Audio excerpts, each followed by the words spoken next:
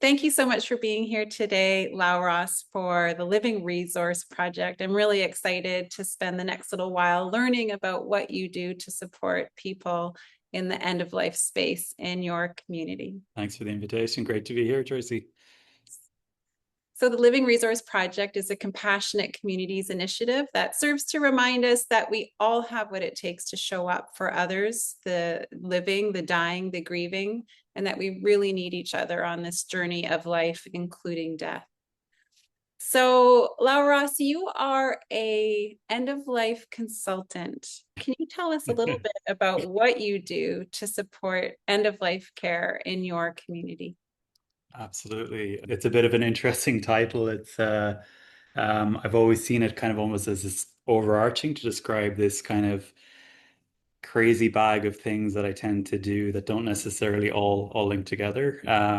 So the way I've kind of typically always found the work I do in the end of life space falls into three hats. There's this community aspect of my work with local nonprofits, like Vancouver Hospice, the Callanish Society that works with people who are living and dying with cancer, the Downtown Eastside Community Project, which focuses on bringing death education into the communities around Maine and Hastings and beyond. Um, and then there's some individual work that kind of stems out of that. People in the community occasionally reach out for resources, for vigiling, for support at end of life. And I've always just seen that as part of my role as just being somebody in the village or society here locally. When I take it back a step and look at how I manage to keep my lights on, how I do my day to day and pay my bills that we all have, I sit more in this kind of consulting advocacy role. So I work with nonprofits primarily and support them with advocacy, government relations, and work more so in the system. So specifically, one of the projects I'm working on at the moment there is around creating culturally safe pathways for the queer community to access long-term care. So the stage leading up to end of life, maybe the previous 16 months. So I work with all of the five health authorities plus the First Nations Health Authority, PHSA, to really try and bring an understanding into the system of the unique and complex medical challenges that exist within the queer community, specifically for those aging with HIV, for the trans community.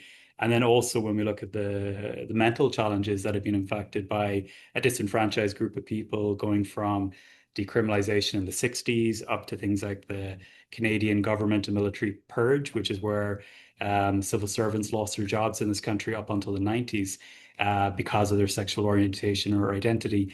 And how that impacts people's trust in the medical system in areas of infrastructure that support leading to end of life.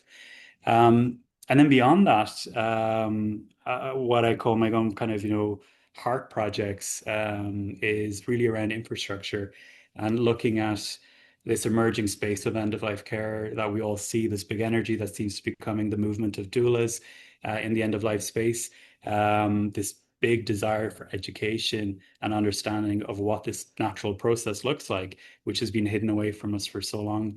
And one aspect I think of my life has always been this having this ability to maybe spot gaps that exist. And from my work, I think within marginalized communities and being a gay man as well, and seeing sometimes how I'm impacted by these, has allowed a bit of space to kind of see that infrastructure is needed, and I think it needs to be driven from a community standpoint and less so from the system.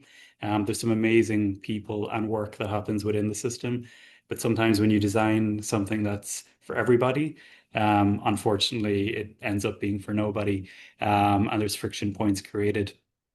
So the way I kind of see death care is this like, how can the community take back those reins? And there's so many beautiful and creative people doing incredible work out there at the moment.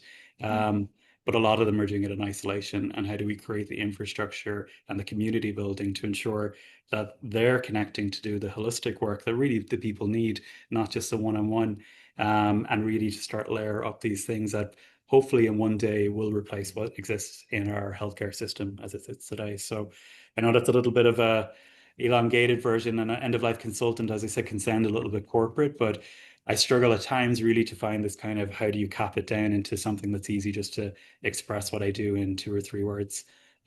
So there you go. Yeah, that makes sense. Thank you so much for sharing Of all that. course. It's really inspiring to hear the work that you're doing, and there's a lot of work to be done. And Hmm. it's so wonderful to hear that you are this taking this community-based approach, because I really believe such a big problem in the current system is just how everything is so siloed. It really makes things harder than they need to be when it comes to getting appropriate care and even 100%. navigating the system. So. Yeah. Okay, now I'm really curious to hear your answer for this second question Hmm. because I love this story. So I'd love to hear it again. Can you share a little bit about the path that's led you to this role of end of life consultant? Yeah, of course. Sometimes I've told the story many a times, but it always seems to start and end in different places, and new parts seem to emerge as it comes along. But I think really at its foundation is, I didn't grow up in Vancouver. I moved here 16 years ago from Ireland, and I grew up in a culture where death care is community care. It's like I've never seen a disconnection from it. And when I was growing up in my small town of maybe 10,000 people, that was 100 kilometers along the coast from Dublin, we didn't have funeral homes till I was maybe 14, I think, 12, 13, 14, around that time.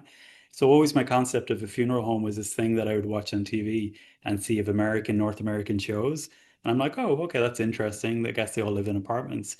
But my own personal experience growing up was when someone died in our community, we would we would visit with their family, and that could mean hundreds of people arriving into a home. And homes, the way we're designed, particularly in rural Ireland, many have two sitting rooms. And we used to call them, it's the good sitting room and the regular sitting room, the regular being where day-to-day life happens. And then this other almost museum-esque type room that gets used maybe at Christmas time, Right. or historically when the priest arrived over and like, the fine china is put out and things like that. But it was always this kind of space that was seen with a bit more reverence.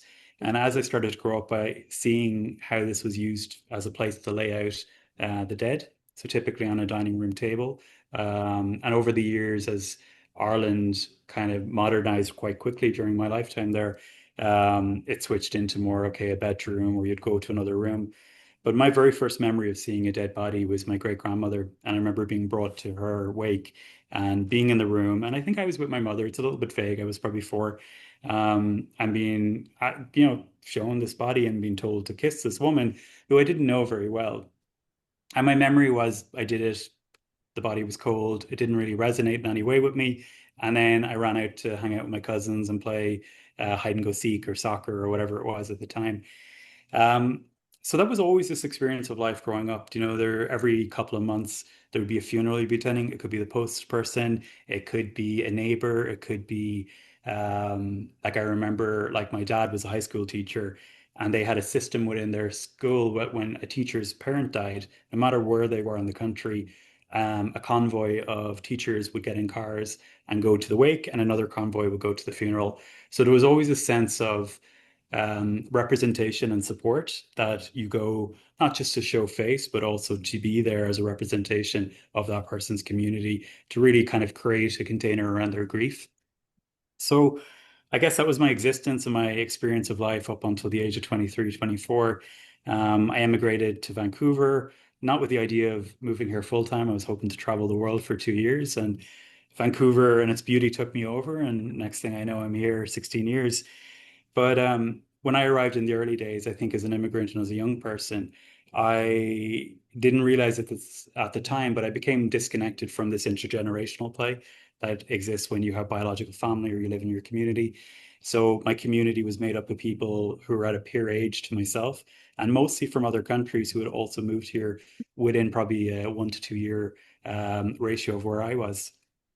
So life was fun. It was full of adventures and big excitement. And it wasn't until I was, I would say, maybe here 6 or 7 years, I had my first experience of a funeral. And it was somebody who worked for me in a tech company, and they had lung cancer, and I think stomach cancer at the time. And we went on this interesting journey where the person was also an immigrant, had been here many years, didn't have any family. And went on this journey of, working in our office, getting a terminal diagnosis. And the request that came into me as a kind of reporting line manager was, is it okay if I continue to work? And as he moved to palliative care in VGH, can I have access to a laptop so I can continue to do my work? And I was quite horrified by this at the time. And I was like, no, like, I don't want the company to be seen to be pressuring to do your work. We'll continue to pay you. Like, whatever support you need, we'll give. But the last thing you want to do right now is focus on data entry in a spreadsheet. And as we kind of chatted through it, what I started to realize with this person is that his role and job within the company was very much connected to his sense of purpose in the world, and provided this deep sense of meaning.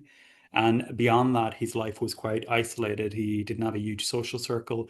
Work really was this extension of what family was to him. And the rest of his family, I think at the time, were living in India. Um, so we went on this interesting journey over a couple of months where he was in palliative care. There was a lot of uncertainty, but essentially the curability of his ailment was no longer there. So it was more about providing ease and pain management. And then the shift happened to hospice, where he was relocated to Vancouver Hospice.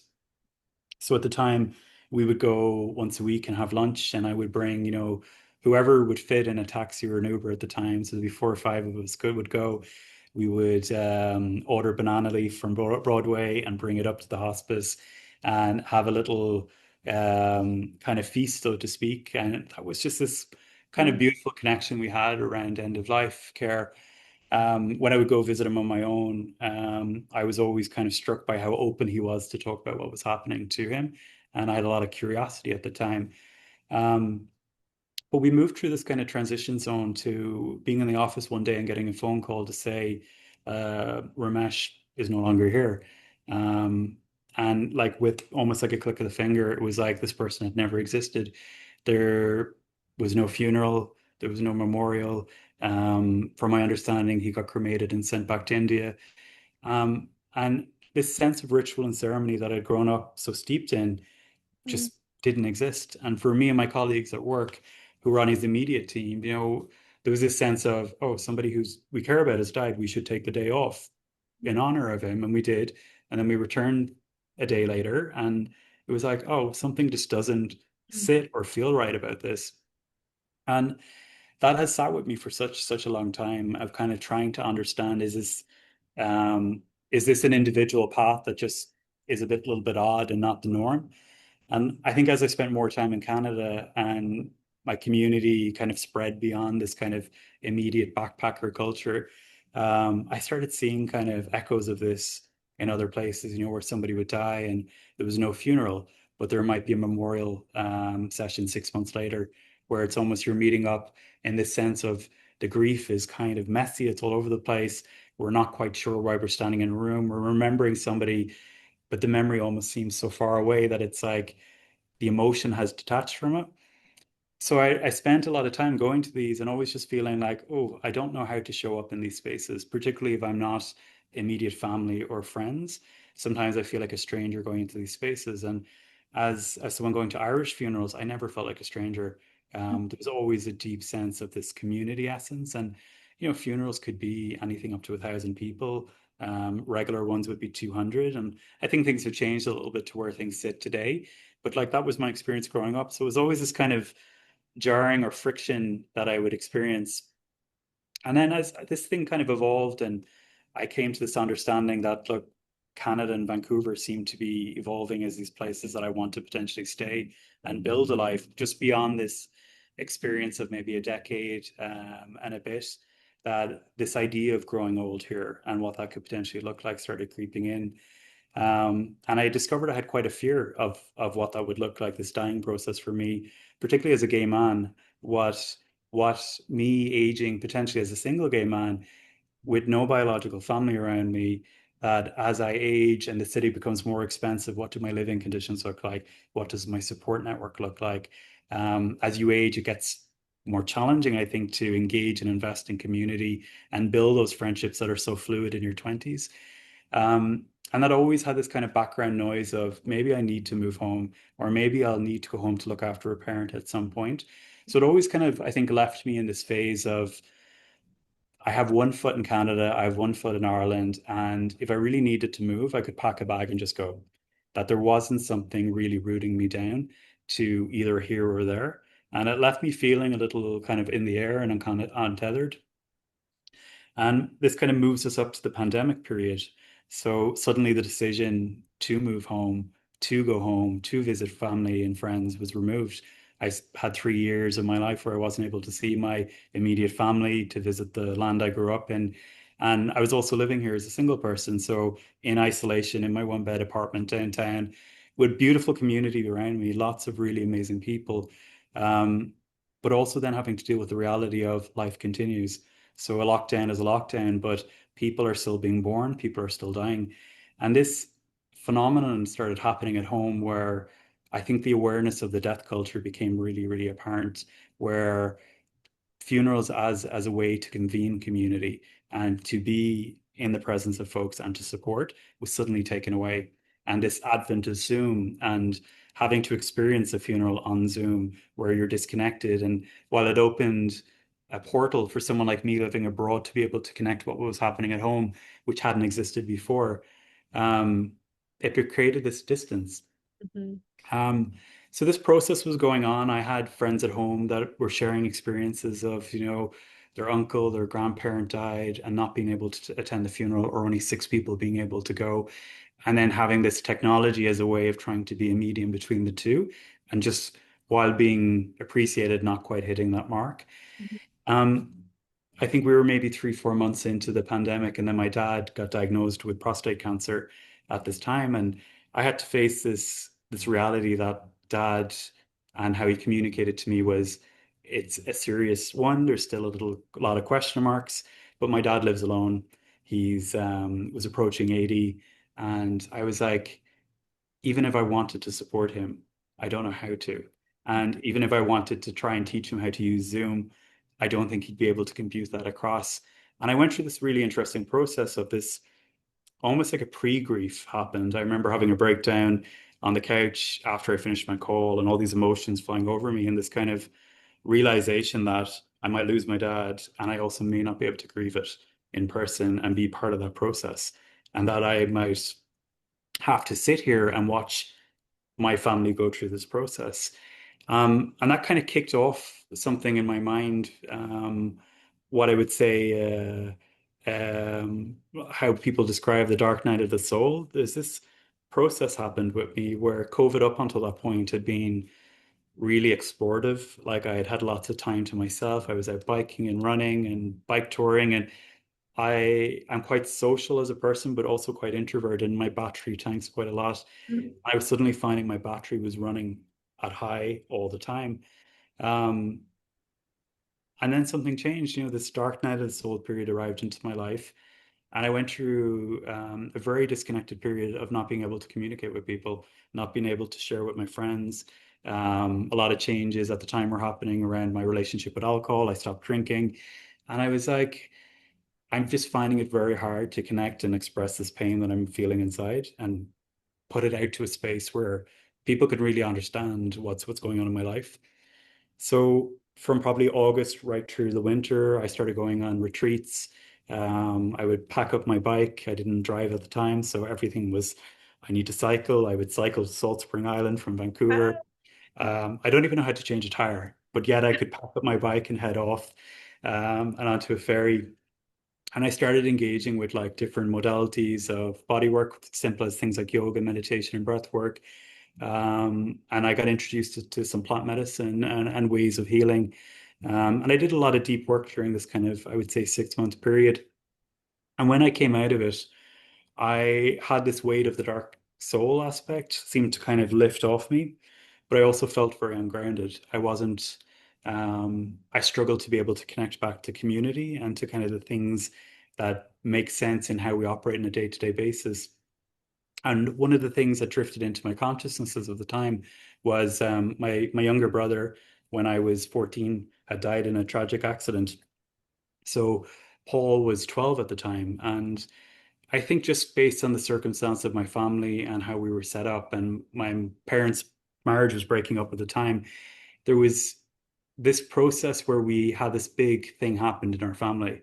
Um, and we didn't really have, even with all the support from community, the space to really acknowledge what was happening and to drop into this kind of grief, the fact that my sibling was no longer here. And I remember grieving at the time for, I want to say it was probably 24 hours. I remember getting home and like crying and like falling into my bed. And then I remember drinking. I remember sneaking drink and getting very drunk and then puking and then being very angry. And then maybe 2 or 3 days later, I went back to school and I went to school about an hour from my home, separate to my siblings. I went to a boarding school and I was able to disappear and just kind of hide in this process. And around the same time for me, I was coming to terms with my sexual identity. I was discovering I have this identity that doesn't seem to be very common, doesn't seem to be accepted by community. And that got very muddled up in the sense of I'm holding grief and I'm holding almost this despair that I might get rejected by community. And they kind of got bundled together and became very, very knotted. So all through my life, there was aspects of therapy that would happen. I'd drop in and out, we'd have conversations and I kind of, tending it at a surface level. But it wasn't until this period in Vancouver where had gone through some of these releases, had gone through some medicine work, had built a little bit of a support network of newer people in my life, that this sense of honoring my brother came back into my life. And me and Paul, essentially, we spent this 6 month period of connection, I would say, where I would do ceremony and ritual every morning. I would do yoga, meditation, journaling. I would pray, something I had never done since I was a child, and would have considered myself an atheist pretty much up into my 30s. It was like something awoke in me that was like, it needs to connect. Um, and at the start, I would dedicate this to my brother. I would do the meditations, and this would be 2 hours before work. And the little thing I always seemed to notice was that every time I mentioned his name, I would get these little chills on my shoulder. And the way my brain works is it always wants an explanation of what is happening. What's this logical reason? So the male brain kicks off. And where I was sitting was beside these double doors. And I was always like, oh yeah, maybe it's a draft, And there's a chill. That's weird. It's a draft. Okay. And then I would just go back to what I'm doing. And I was maybe about a month into this process of every morning and evening having these ceremonies where I was like, it's like 28 degrees outside. No reason why I should be having a chill. It's like this extra line of code got downloaded. And I said my brother's name again, and this thing happened where the chills happened. So the goosebumps, the hairs went up. And I was like, this is really interesting. And it's a bit weird. I'm not sure how I'm connecting with it. And I came back the next day and the same thing happened. And I took notice of the time that feeling came. And I noticed then over the next couple of weeks, there was this aspect of acceptance that even though I couldn't explain what was happening, there was a sense that his presence was there with me and was there to support whatever I was doing. And I couldn't probably even explain to people what I was doing at the time. I just knew I had to do this.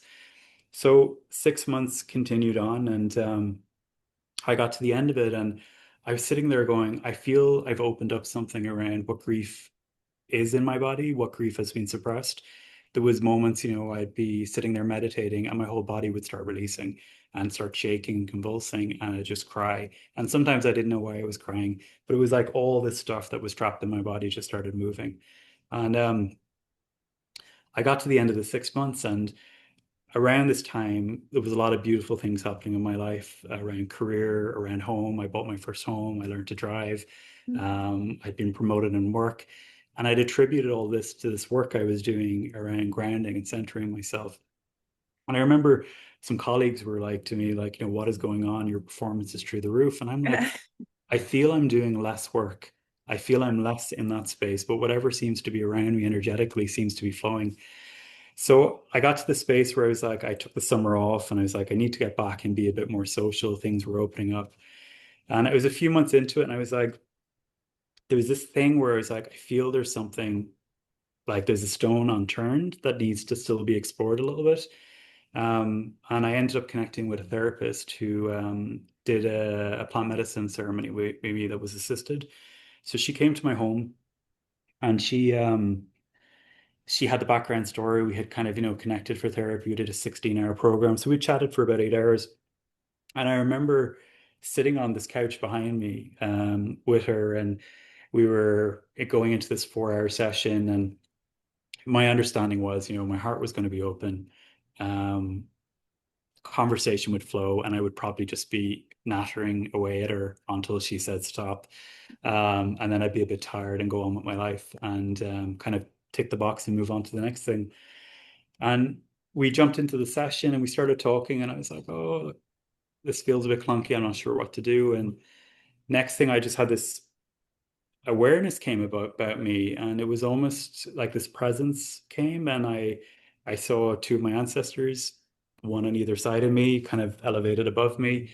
And I was like, oh, okay, this is strange. I'm having like a psychedelic experience, and this isn't supposed to be a psychedelic experience. This is supposed to be something else. And in that process, I was gifted, I say, like a life review. So I was brought to this space in my life where I could see myself entering the world through my mum. And then I was brought right to the space of being in my late 70s. I think I was like 78, 79, and at a point of exiting the world.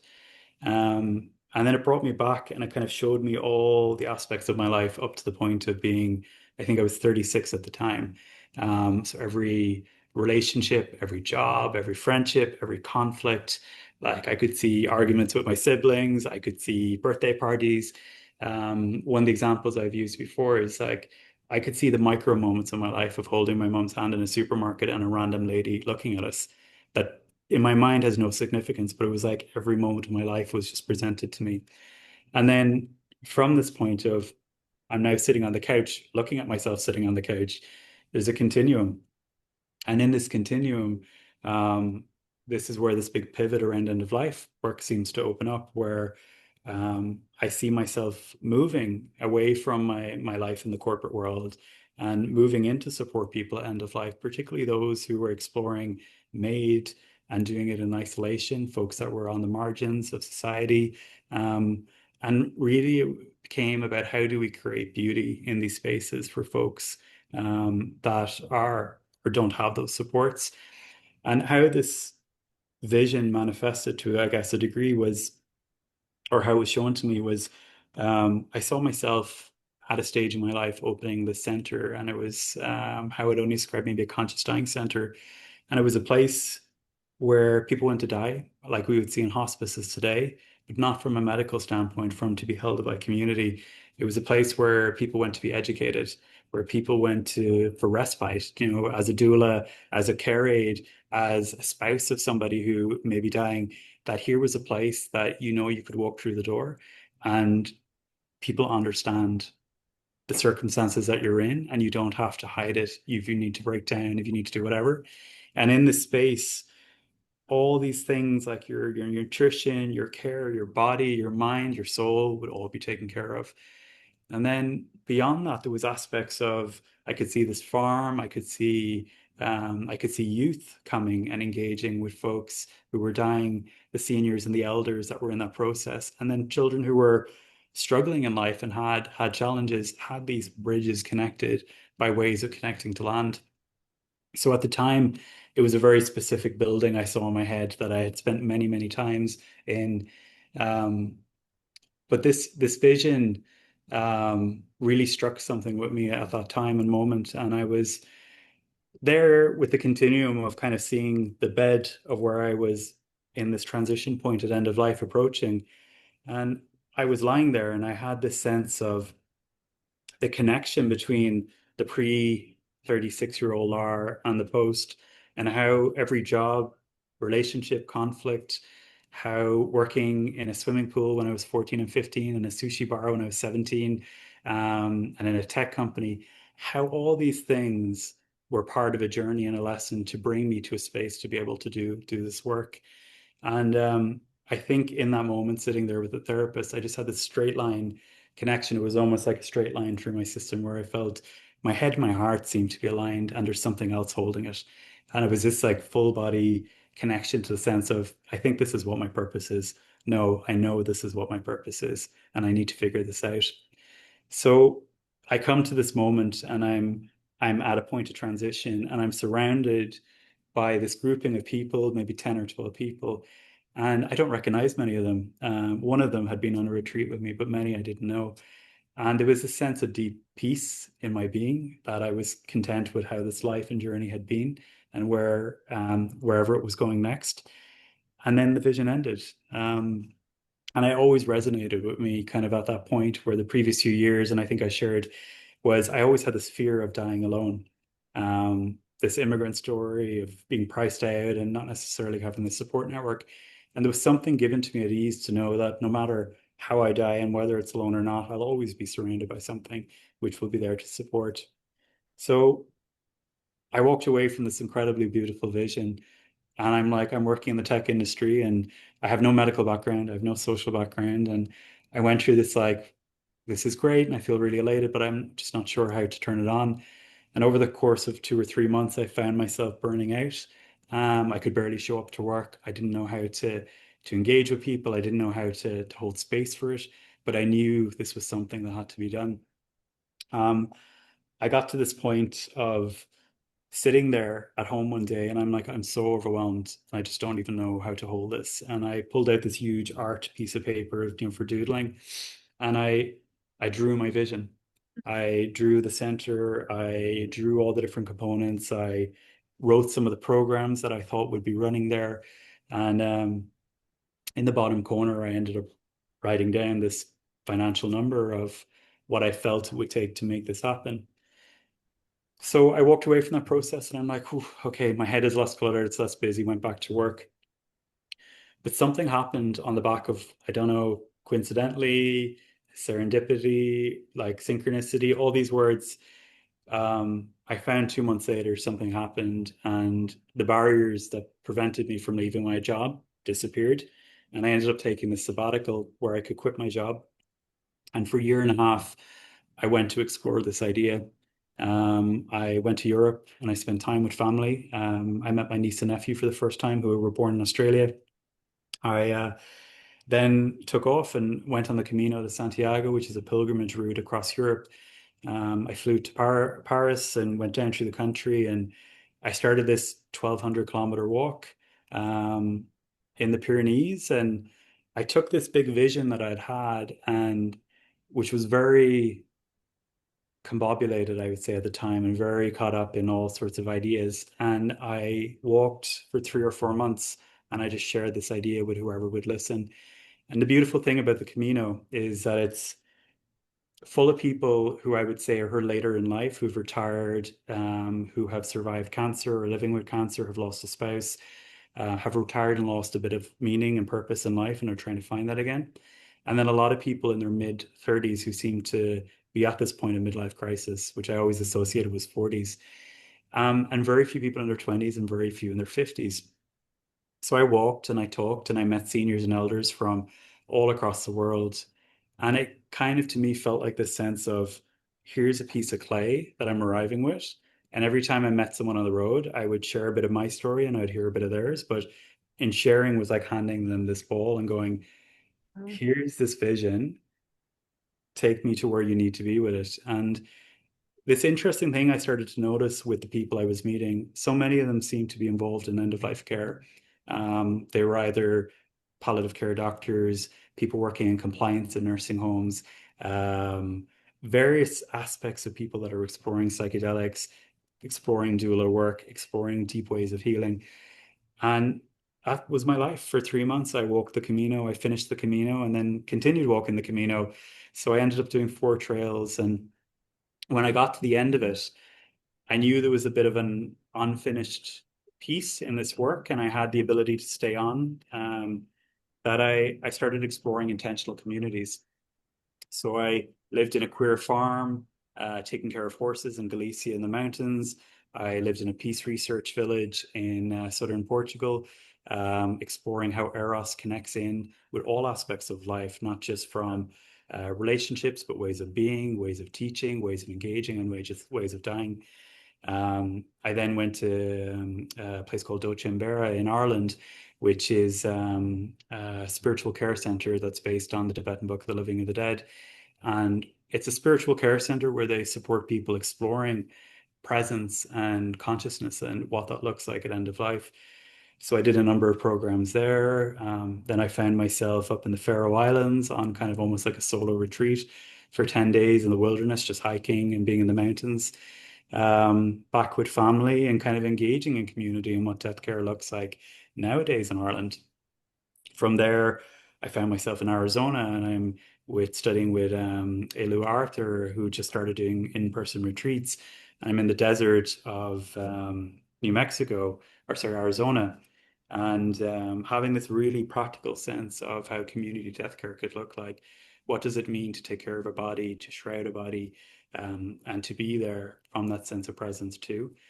I then took a tour of the West Coast and explored all these different aspects of what do funerals looks like in today's world, whether it be from composting, which was just emerging with Katrina Spade in Seattle, and I went in to do the tour and see behind the scenes. I spent a lot of time in LA, in San Francisco, in Portland, just making my way up and connecting with community and just seeing how people were engaging and what they were learning out there. So I arrived back to Canada and I was like, okay, I have this big experience and I have a bank account that's telling me that I probably need to start earning money very soon. And I go kind of exploring around a little bit. I do contract work in the nonprofit sector for 6 months, but something deep down was telling me that I needed to release this kind of connection to my old life. So I ended up taking a year and devoting it to 5 nonprofits, and they were mostly in the MAID space, Vancouver Hospice, and the ones we mentioned earlier on. But in this year, I built up this experience of supporting people who were applying for MAID, who were doing MAID, and families in those spaces. So I think in that 1 year or maybe 16-month period, it was over 100 people that I got to sit in their homes, support them with paperwork and questions, and be this almost like a point of contact before they stepped into this medical space. They're living with a terminal diagnosis. They're either feeling very connected to the sense that MAID is the right pathway or feeling very lost. And it gave me the space to just be and to hear the person's story and to witness what was going on. And then through work in places like Vancouver Hospice and the Callanish Society, I got to see how so many amazing things are happening out there on the community sense that not necessarily everyone have awareness of. But that essentially brought me to this period of January, and I was like, okay, I've had the vision, I've taken a sabbatical, I've done this deep work on myself, and I've also gone into community and sat with people and tried all these different things and tried to see how the ecosystem of death and dying and grief exists within our city. And something was telling me I needed to bring this home. I needed to bring it back into a space that I could now start building from. And back in January of this year, I took the decision to no longer accept income from anything that didn't relate to end of life work. I set up a nonprofit called the ABE Project, which ABE stands for A Beautiful Ending. And it was a way to house this work I do under this consultancy banner, and give it kind of a home and a place for to me to start community building and connecting with people. I'd met so many incredible people who, again, were all in these silos, but a way for those connections to build, to move beyond a coffee or a walk, and bring people to my home to meet different people who are also doing similar work. So that's where I've been, I think, on this journey of death and dying. It's still evolving, it's still revolving, its doors are opening, and it's been really exciting. It's been terrifying at times, sometimes when I look at how I'm going to pay my mortgage in a month or two, or a bill's upcoming, which are worries I've never had in my life. But something always seems to land and to take care of it. And I think what I'm learning is that if I trust in the process, the right doors will open, and all I need to do is step through them, and trust that the right teachers will be there, the right role will be there. And as I said, it's evolving. So that's a bit of a full whack of my story. I was looking forward to hearing your story. It's just a remarkable story, and it is so deeply inspiring to hear of your calling to this work. And it's been such an embodied journey for you, and it seems so aligned with your value of community building. But really stayed with me that image of handing the people you met on the trail that ball of clay, and even your vision is, you know, is a co-creation from all the people. Yeah, it's so beautiful and inspiring. And thank you. Thank you for sharing that with us. That was beautiful. Thank you. And I Awesome. have a million questions, but Yeah, I'm have here to for be them. for another time. Yeah. Okay. I have another question for you. And you're a master storyteller, so this one will likely come easy to you. Can you share a story about the work that you do? Maybe a story about a client or a situation that surprised you or deepened Mm. your understanding about the end of life journey? Yeah, absolutely. Um, Stories is Frank. Frank is one of my greatest teachers. Frank is um, so during that year where I was supporting nonprofits, um, I was introduced through the queer community to a gay elder who was um, living with leukemia and had chosen to take the pathway of MATE. So we got introduced as a way of giving me, I guess, exposure and experience of somebody's journey. So this was before I really had met anybody. And Frank's story was interesting. He was a Holocaust survivor. He was originally from Hungary and had grown up with both a Jewish and a Roman Catholic parents. And it was because whatever way that fell, the Jewish tradition or faith didn't pass automatically to him, and that was his saving grace in the concentration camps, where he got released with his, I believe it was his mum when he was 4 or 5. But when he was about 20, him and his brother moved to Victoria to start this big new life. His brother, I think, lasted 2 or 3 months and ended up going back to Hungary, very, very homesick. And Frank continued on.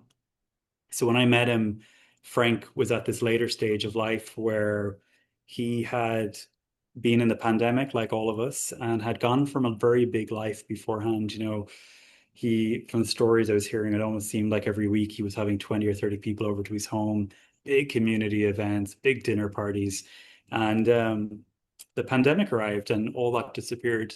And at the same time, his husband and partner of 52 years, which is a rarity in particularly with gay men, because so many of them were lost in the HIV and AIDS crisis.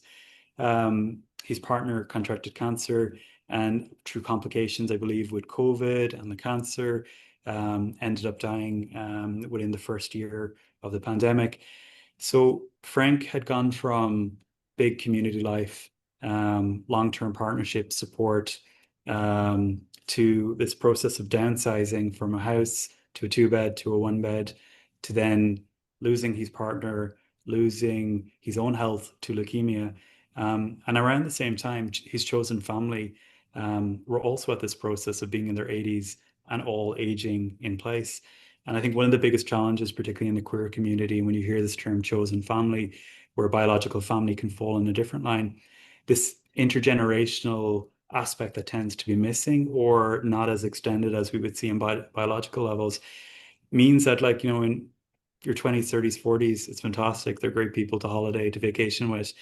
But when you reach a point of your last 10 years, so what happens in those years from 70 to 80 or 80 to 90? Many, many people are shifting with their own health journeys into long-term care, assisted living, hospice. Um, Maybe they're having to move back in with their families in a different location. So there was this kind of contraction of his community. And then for the folks that were left who were probably more so in their 50s and 60s, this extra pressure of all the social encounters that existed in this man's life suddenly disappeared, being weighed down on maybe 3 or 4 people. So when a friend in a chosen family suddenly becomes a care aid in your life, this kind of watering down of the life exists. So this was kind of the entry point of my life into Frank's, where I was brought in thinking we were going to have a coffee, have a chat. And at the end of the conversation, he said, "Look, I'm not this whole death and dying thing. None of my friends want to talk about it. They don't feel comfortable. Here's the date. I'm going to die. You're invited. It'll be you, me, and the doctor." Wow. I was like, okay, this is efficient, but also my heart was kind of like, "Ooh, okay, this is happening," but also I feel there's something missing. It feels so linear and logical in this approach. But what really started at that moment was this process where I, to Frank, said, "Look, for me, I'd love to know you better. Can we go for coffee? Can we go for another coffee? Can we go for a walk? Can we go for a drive? And this friendship became born out of this process of me connecting with Frank. So we would speak every day.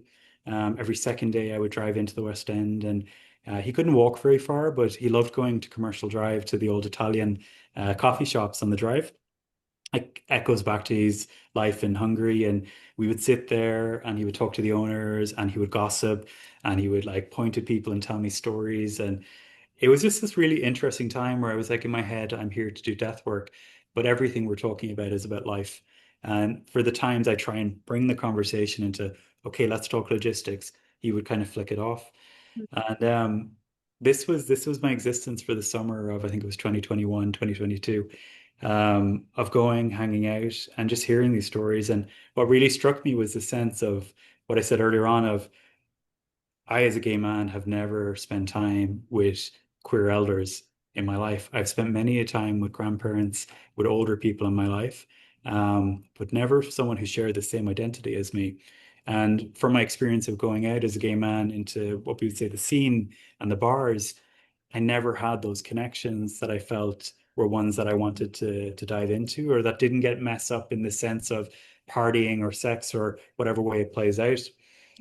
And here was the circumstance of me sitting with this man in his 80s who was sharing his experience of what it was like to be gay in the 60s, the 70s, around times of discrimination, around times when people were losing their jobs for being publicly out. Also, stories of how he lost one of his partners before his husband in the HIV crisis. He had died subsequently of AIDS. And just so much color and life and also sorrow in this person's life. And to sit there and to be able to bear witness, I just found was an incredible gift for me to be able to be there. Um, as we kind of shifted on, one of the things I really noticed with Frank was it almost felt like clockwork. Every 2 or 3 weeks, he would have what we would call the episode, where he would fall, he would be getting out of the shower, he'd be walking across his sitting room. Something would happen which would cause him to collapse. His neighbor would typically find him, or he would make a quick call if he had the phone on him, which he rarely did. And this would result in the sequence of an ambulance arriving, him being transferred to St. Paul's Hospital, palliative care, receiving a blood transfusion, and then 2 or 3 days later being released. So I'd get a little voice note on my phone. And it's funny, I was just listening to his voice notes the other day. He's like, "Oh, I'm in St. Paul's Hospital. I'm okay. Come see me tomorrow." Um, but this process happened, and I remember sitting having a cup of tea in his home.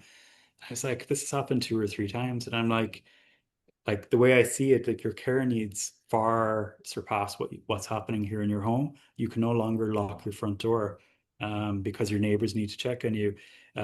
You're in hospital every 2 weeks, and I'm like, have you explored, assisted living or long-term care? You might be able to get better supports, and you'll be able to be out in community, but you'll have all these things taken care of. And Frank shot me down straight away, and he goes, I couldn't go or I couldn't engage in these places. I couldn't go back into the closet at this stage of my life. Um, and I was like a little bit caught off guard. At the time, I'm in my late 30s. I'm in the West End of Vancouver, in one of the most progressive and gay cities in North America, if not the world. And here's somebody telling me that he would have to hide his identity and orientation to feel safe moving into the healthcare system, including long-term care centers in the West End. And it just something didn't commute for me. I was like, that doesn't make sense. Like, this isn't how I experience the world. And Frank, I probed him a little bit and he started to share stories. And a lot of the stories revolved around care aides who were already coming to his home with their checklists of, we'll make you a sandwich, we're going to wipe down your counters, we'll do light cleaning, we'll make sure you're okay, we'll change your sheets, whatever those things are. Many, many, many of them were amazing people. But the tricky, I think, with our system and the resources that they have is it's a rotation of different people. It's not the same person. So he had so many people coming through, but occasionally he would see the same person again or a couple of times.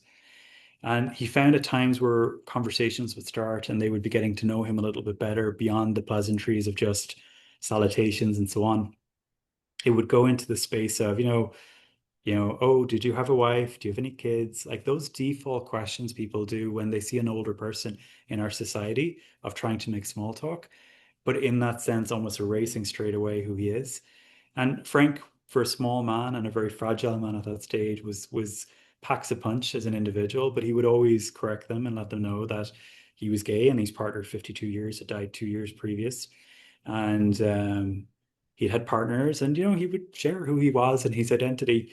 And this thing would always happen where he would notice a distancing would occur in the relationship where the person would acknowledge the conversation and then almost take a step back. And how I describe almost like a microaggression, all the tasks would continue to get done. So from a service delivery standpoint, Care Aid is delivering and gets an A+ for the work they do. But from the personhood of that job of recognizing that this isn't just a patient, this isn't an individual with humanity who has a life, and a life that's been very lived and needs to be honored and respected. There was a sense of discomfort, quite discomfort or disdain would appear. And this is also happening in a person's home. So Frank's home, which is to me, a home is a sanctuary. It's the place when you have had enough of the world and you've had a busy and a crappy day that you get home, you shut that door and you can take that deep breath and crash onto your couch or your sofa. And here's someone who's having to rely on someone coming into his home for his needs, and also realizing at the same time that there's an aspect of discomfort in that person's ability to engage with him from a conversation standpoint. So this happened, I think he gave me like 3 different examples of when this happened with Care Aids. There was another example of a person in his building and their partner who found him when he had fallen on the street and brought him back to his home and started checking in on him and used to come in and watch TV, nice neighborly duties. Same thing happened. It's when this orientation got brought into the conversation, the visits stopped. They no longer happened. And when you've spent this 4 or 5 year period going through a pandemic, losing your life partner, losing chosen family, and having strains within the existing relationships based on this kind of friendship and care, and the new people around your life are also dealing with the sense of being rejected by them. So Frank and his understanding of the system, and when he talked to people in his community of similar ages, all shared the same stories. And from that point, he was like, in my life, this is a choice I've taken, is to age in place at home. And what I see MAID as is my other option when time becomes too much. And I don't think Frank, when I chatted to him, ever really saw MAID as this thing that was his only choice. But for me, having sat there and experienced where he didn't really see any other doorways open to him, it almost seemed like when things get too heavy and I can no longer do these things, I will just call the doctor and we'll schedule an appointment. I'll be done. And it wasn't coming from necessarily a place of fear. It was coming from this logical side. And for me, looking at it as somebody in a community, I'm like, this is where we should all be leaning in. This is where those supports should be there. And my God, if you go into long-term care, to know that you're being taken care of society by way of our government and our healthcare system, the systems that we pay to keep going. So that was really an eye opener to me of the experiences and lives of older people, particularly in marginalized communities and specifically the queer community, and how my assumptions on how a city is and shows up to me as someone who's now 41 versus somebody who's also lived here all their life but is now at a state of having to rely or lean into community show up in so many different ways. So with me and Frank, as we kind of moved through this 3 months of being connected, it was really kind of, I think, as we were heading into the end of the second month, that conversations, I think, around the more spiritual sense of what it meant to die. And, I don't have the answers, there's this great mystery, but I had all these experiences and I was sharing stories with him of my journeys and my conversations around what does this mean and what are these feelings and sensations that I seem to lean into when I'm around death and dying. And from that, we started moving into the space of creating spaciousness around what his death could look like. As opposed to just being this clinical thing where he's in his armchair, doctor comes in, I'm there, 30 minutes later, it's all done. And I make a phone call to a funeral home. We started talking about what this could look like. He started getting excited about engaging his community and friends with, we started hosting dinners and going to his friends to kind of say, hey, look, this is something we're doing. We want you to be comfortable with it. And also, this isn't just something abstract. We're actually talking a date. And there was challenges, not everybody was comfortable having those conversations and sometimes not even willing to acknowledge that he was dying, which also kind of was a shock for me. The death denial culture was very, very strong in a lot of cases. But we built ceremony and ritual. We went through, poems and readings, looking at things from Hungary, looking at things from Roman Catholic and the Jewish faiths and how they could interplay. And where we landed in the end was on Psalm 23, which is from the First Testament. It's a really famous one. I should be able to quote it off by now, but it's, you'll walk through the valley of the garden of darkness and da da da da. I think it's quoted in many, many movies. But what the resonance of it was for him, and he wasn't religious or spiritual, was it was his partner's favorite psalm or poem, essentially from the First Testament. And the First Testament, speaking both to the Christian faith and Judaism, paired these two parts of him, but also connected it to the sense of his partnership of 52 years. So I took this home. He had this little plaque. And I said, look, I'll type it up. In my head, I didn't think I could just Google and copy and paste. It's like, no, I'll take this and I'll write it verbatim. And we came up with this idea for champagne toast and some storytelling and just little things to kind of mark the moments. We were going to have a little sign outside the door to ask people to take a breath before they kind of entered into the space. Um, and then just give that spaciousness for people to share before we moved into the kind of the more medical side of what made is. So these things got locked down, and we went for his last supper with his extended family. So his husband's family. So we went out to Maple Ridge one evening to a beautiful little Italian restaurant, and we had a lovely, lovely meal there to kind of mark what was upcoming. It was 24 hours later. I was downtown with a friend who had flown in from New Zealand, and I was dropping him to his hotel. And I got a phone call from his neighbor, and his neighbor was in a panic. And his neighbor was like, Frank's not good. Something's going wrong. The paramedics here. I think he's dying. Can you come? And I was at St. Paul's Hospital around that area, just about to head home. And whatever happened in my head, I just dropped my car and I ran.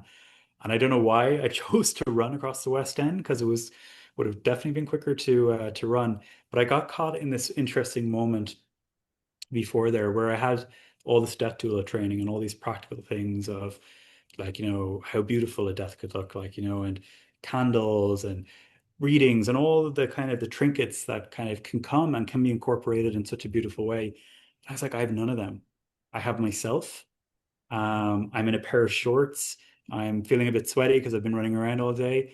I don't feel very grounded. And I was like, all the things that I thought I would be for this maid ceremony, I was like, here's this person who's become a very close friend of mine over the last 3 months is potentially dying. Um, and I just said, fuck it. I need to just, sorry, my language. I need to get to his home. So I ran to the apartment. I got buzzed up. And when I got in there, he was in the bed and he had very shallow breathing. The paramedic was on one side. His neighbor, one was in shock, one was in hysterics. So the person who rang me had gone into the stage of going, I'm not comfortable being around a dead body. And his wife was in this kind of frantic thing of kind of going, we need to support him, we need to keep him alive. So I went in and sat in the room and I took his hand and the paramedic explained to me what was happening. And she goes, he's in the process of dying. He doesn't have much longer left. And I was in that moment, I remembered Psalm 23. And I was like, I didn't have it. The thing he had given me was at home. And it was kind of that realization that we're connected in a digital world. And I pulled my phone out and I had typed it up. And I had typed it up in such a way that I could read it. The text was a bit blockier. There was spaces which were like, pause, take a breath, Lara. You don't need to rush through this. And I pulled it up on my phone and I squeezed his hand and I read it. And as I got to the end, I squeezed his hand again and there was a shallow breath taken and then he died. And it almost like it felt, I think, in that moment that all these things that I had complicated this process of saying death needed to be and needed this kind of scaffolding almost to speak to be built around it just disappeared away. And it was a sense of its presence that's needed in that moment. It's honoring what that person asked. And while we talked about champagne toast and all these different things, they were great, but they were about the people who were in the room. It was not about the person who was going through this experience. So the paramedics finished up, and I remember the lady, I just remember what she said to me. She was like, "Don't rush. You don't need to do anything. Call the funeral home when you're ready. Take your time. Because when you do, the time clock or the ticking time starts."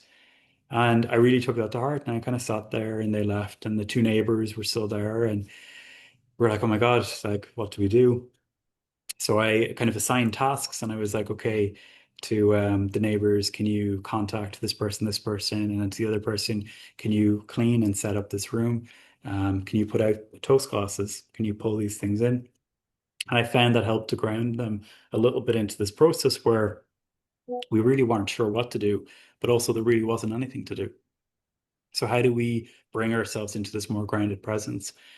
So we got there, and one or two of his friends arrived, and each time somebody arrived, it was this new stage of grief would happen where we were all going through this phase of, oh my God, this person who's become really close has died.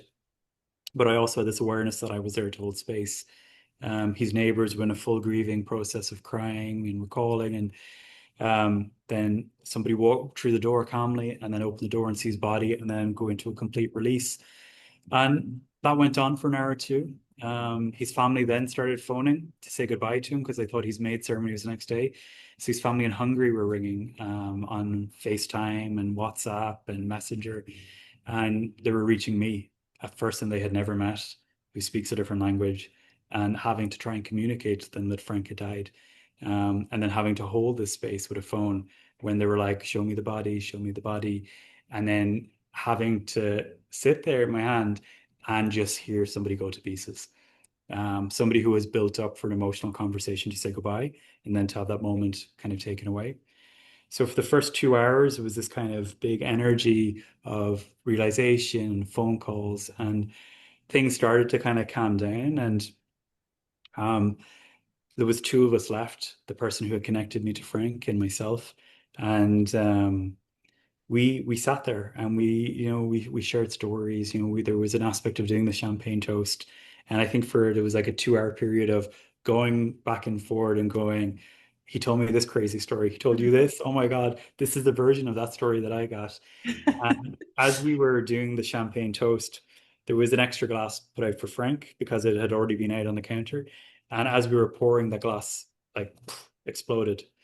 And I was like, in my mind, I was like, did I do that? I think I did that. And I was so mortified that I was like, I'm in this sacred space and I may have just caused this glass to explode. And he was like, no, I think that glass just exploded itself.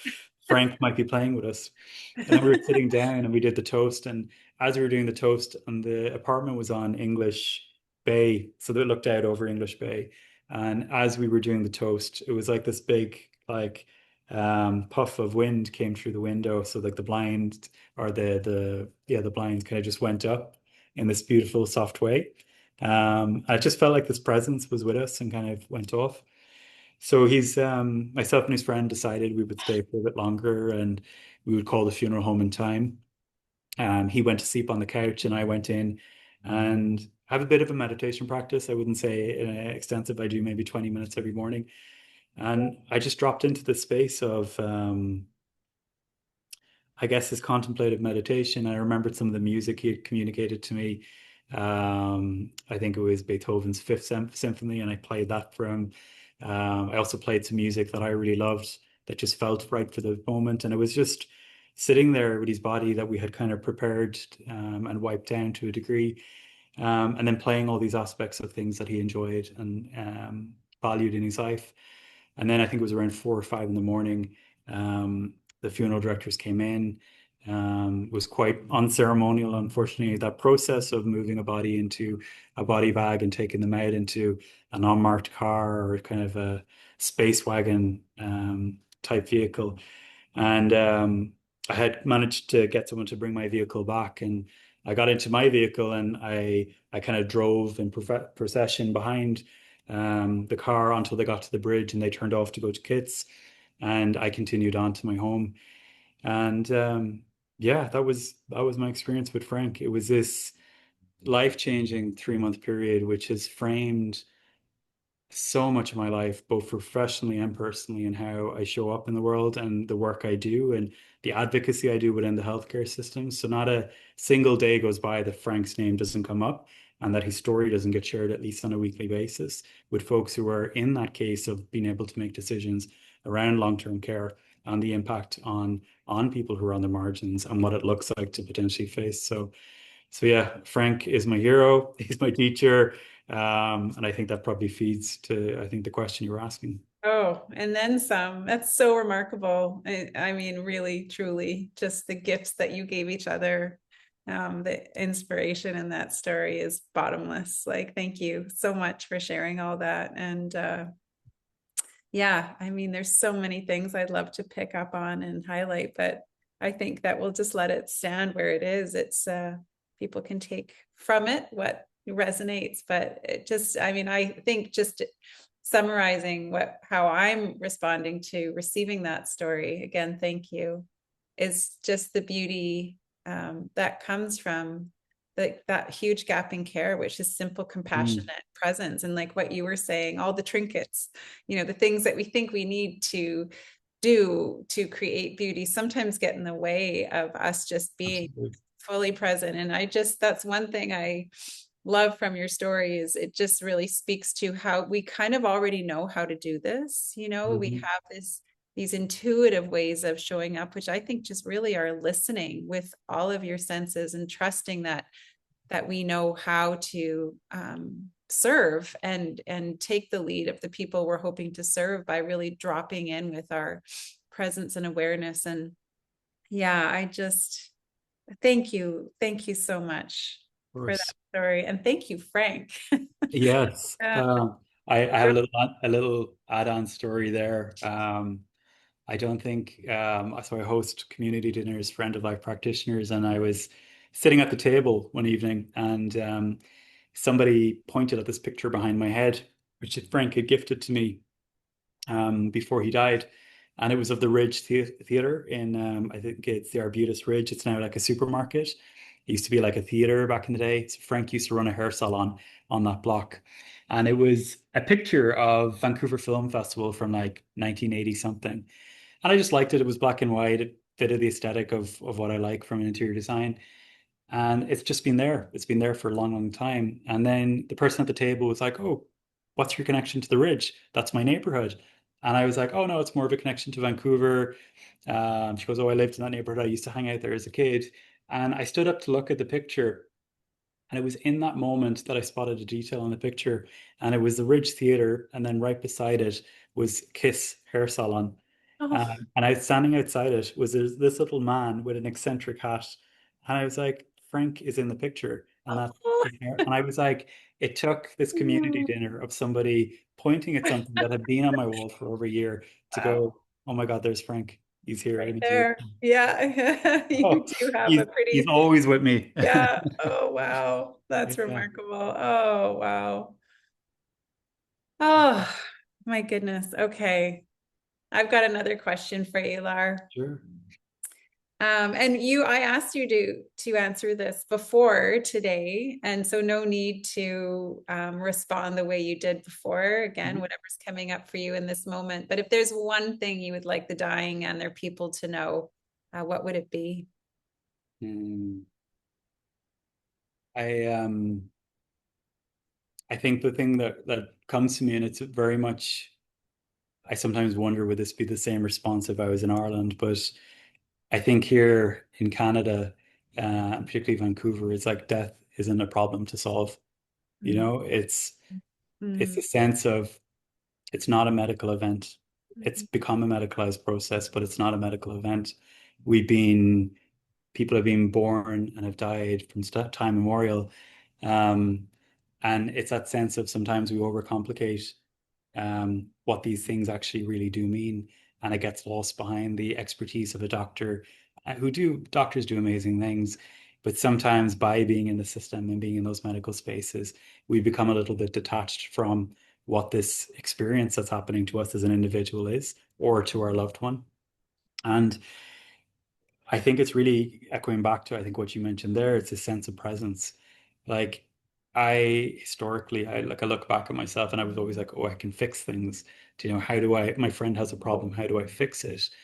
And it's not about that. It's that slowing down and witnessing what somebody is saying and reading between the lines and being okay if there's no response. You know, sometimes we can sit there in discomfort, and I see that from hospice care when you're doing bedside. Sometimes somebody shares something and there's just no response, you know, and it's being okay with that grayness and not having the ability to go and change something because we're in a process.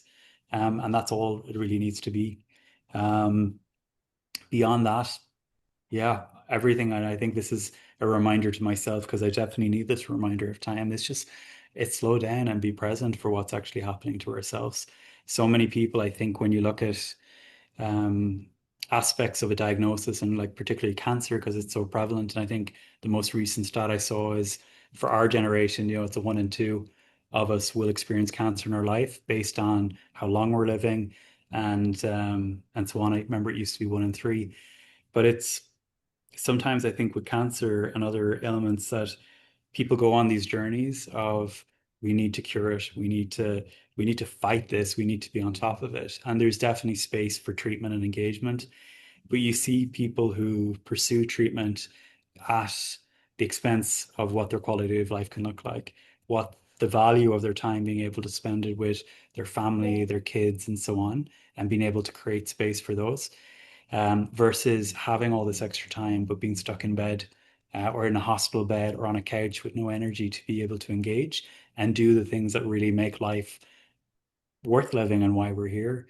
So it's yeah, they're the kind of the pieces that really come to me is, you know, sitting down and not projecting ourselves into the future of trying to fix it, just sitting in what feels right now and taking those step by step as you go along. So I love that. I love that so much. It makes me think of that piece of writing by Rachel Naomi Remen, and she writes about the difference between helping, and she mhm. says helping assumes that something's there's it's sort of like a one up, one down kind of a situation. There's like a bit of a hierarchy there. Yeah, And fixing, that means that you're seeing the situation as being broken. And she really leans into the idea of serving, and all of you serves all of the person you're serving. There's sort of this wholeness in serving. And I absolutely. love what she says about that, because she says the difference is when you serve, you're left with a feeling of gratitude. And it's very different from the sense of what you're left with if you're attempting to help or Mhm. fix. You know, I think that so much of the work that end of life practitioners do is that service that requires that humility and that presence and that yeah, like you were saying, just meeting people where they are with who you are in that moment. And it's a pretty refreshing place to be, but very kind of counterculture, isn't it? Well, that's the thing. Like, you know, death, it's a human experience. It's relational, it's cultural, it's all those things. And I think when I go back to the earlier conversation about growing up in Ireland, it is all those things. That's the things I experience of being in community and having that human relational experience where family and people I haven't seen from my community in so long will show up to pay respects, but just the act of showing up is so much. Um, and it doesn't need to be any much more than that, you know? Amazing. Okay, Laura, I've got one more question for you. Sure. So this last one, and you've sort of touched on this already, but what are you dreaming into? So Oh, thinking yes. ahead into the future, yeah, of what you can do as far as supporting death care. What do you think is needed, and how do you see us meeting death with more acceptance and more grace? Absolutely. And I think this kind of builds on maybe the first question where I talked a little bit about the aid project and the sense of infrastructure. But I think when we look at demographics and population, particularly in the Western world, and how where we refer to the population pyramid, which is no longer a pyramid, it's shaped more like a tree. Um, the ability, I think, for societies to manage the status quo of what long-term care looks like, what palliative care looks like, what hospice looks like, I don't think is sustainable with the amount of younger people there or the tax base that exists below it. Um, so regardless of people leaning left, right, wherever in their political persuasions, I think there's going to be really hard decisions that are going to have to be made in the coming years and in the near future, which are going to impact what aging and dying looks like for our generation. And a big part of this is realizing, I think, that aspects of things in the medical system, like birth and death, aren't medical events and don't need to be so tightly woven in. Obviously, you can have complexities with both, and there's things like pain management and so on, which definitely need those kind of dotted lines across.